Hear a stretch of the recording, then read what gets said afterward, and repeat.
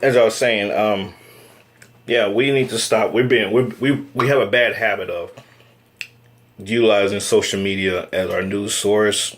We post them, repost or reshare news, videos, whatever the case, and we run with it as the gospel. We need to do our due diligence to ensure that the satire, whatever it may be, that is true.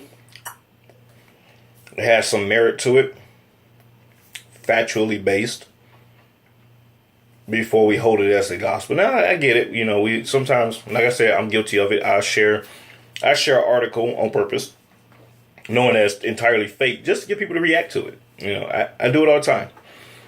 And if people say, you know, this is fake, I'm glad you see that it's fake. I'm glad you did your research. But what about your other person that's commenting or making, you know, off the cuff remarks about it, not knowing anything about the subject? Just read through the article and went ham on it, if you will. So that's that. And I mean, yeah. Like I said, we're guilty of it, but I find it funny. Anyway, calling people or saying in conversation that or through actions that they are racist or they're xenophobe, there's gentrification going on, stuff like that. Those are all rhetoric. Thank you.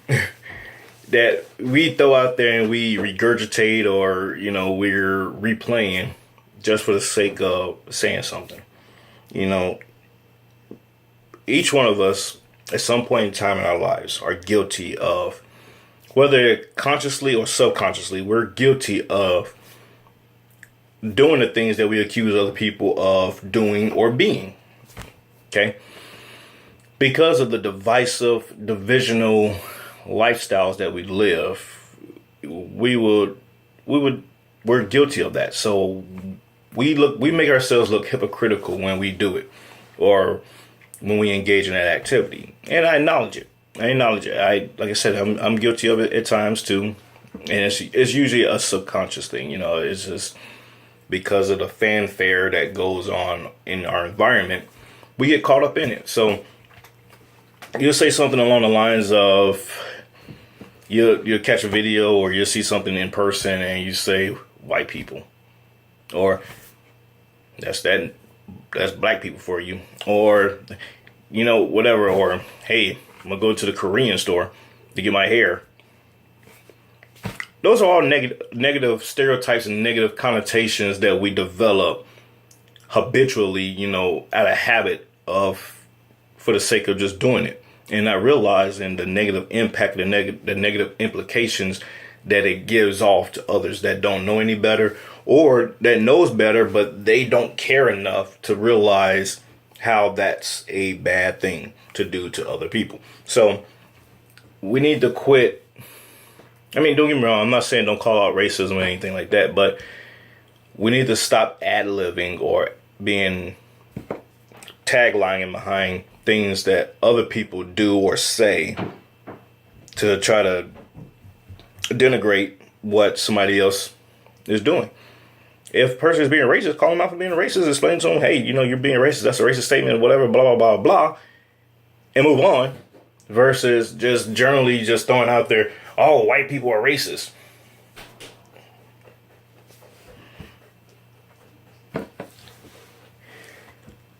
Insanity versus mentality.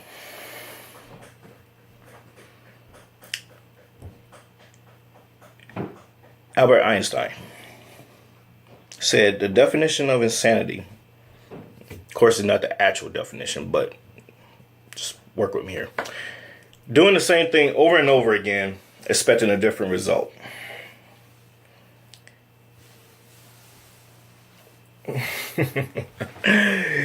We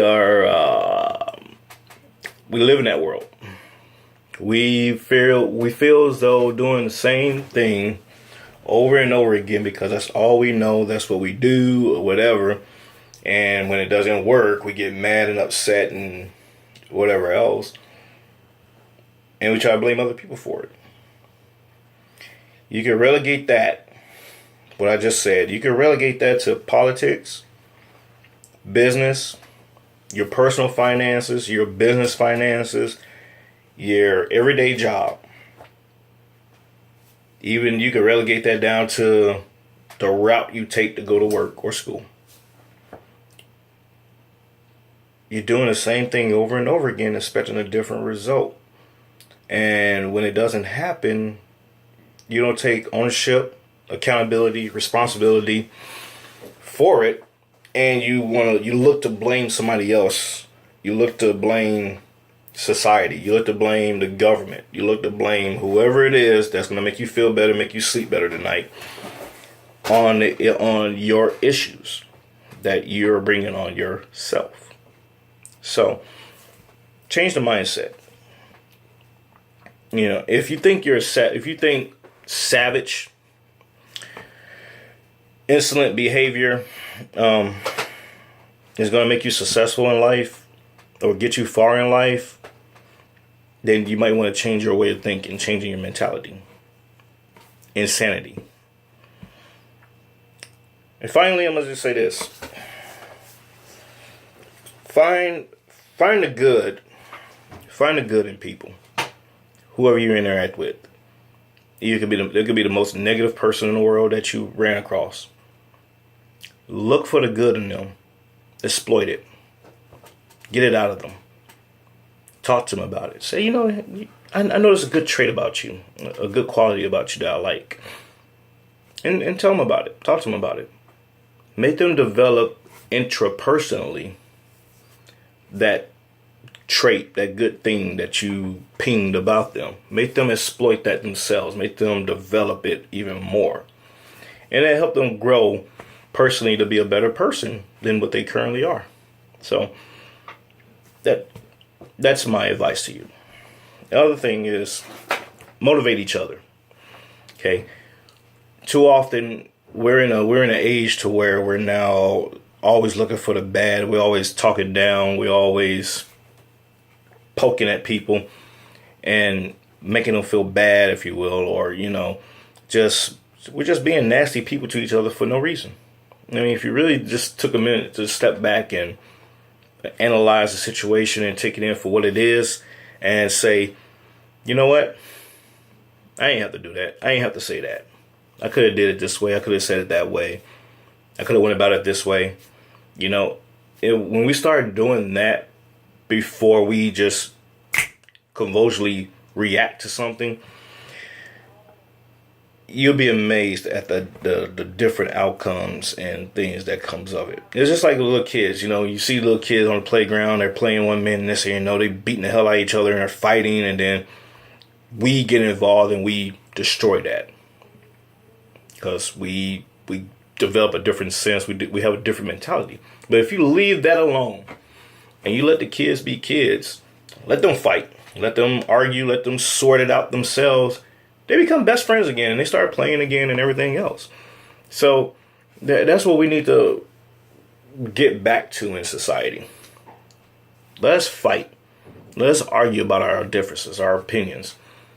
And then let's come together and eat a cheeseburger, eat some steaks, drink a cold beer or a glass of water, and move on. That's what it's about. I don't need to kill you, or you don't need to kill me because you don't agree with what I said.